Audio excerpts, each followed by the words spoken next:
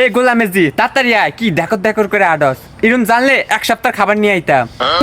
এক সপ্তাহ খাওন গাড়ি ভাড়া বাইর করতে কোতে আবার এক সপ্তাহ খাওন।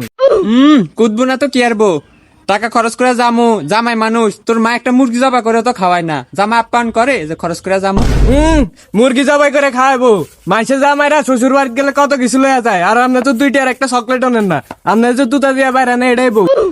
গোলামেজি তুই আমার অফকান করছিস না, তোর লাগে আমি যাইতাম না, তুই যা।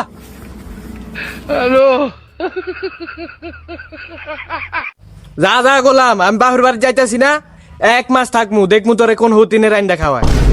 গোলামেজি কি কয় 1 মাস থাকবে, 1 মাস থাকলে তো আমাও শুকাইয়া যাইব, পাগলের চেতন যাইতো না। ওই খারা আমি যামু।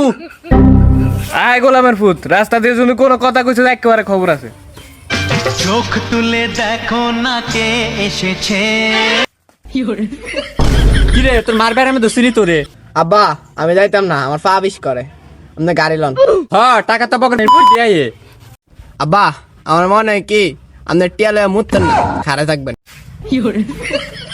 হালার ফুয়ালা দিহি তোর মারে সারাইয়া গেছে, ওর মা 15 হইলো 18। গোলামের ফুত উচিত কথা কইলেই ওই 18 হয়ে যায়, আমি 15 হয়ে যাই। এত কথা তো ভাল লাগে না, তোকে মায়ের পুতে যদি ভাল লাগে ল, নাইলে আমি বাইক যাই। গোলাম তোর মনে তো এটাই আসিল, যাওয়ার সময় একটা কাহিনী করবি, ভাড়া দিতি না আর যাওয়ানো লাগতো। আমার মার চেহারাটা কতদিন দেখি না গোলাম, তুই আমার জ্বালায় খেয়ালাস।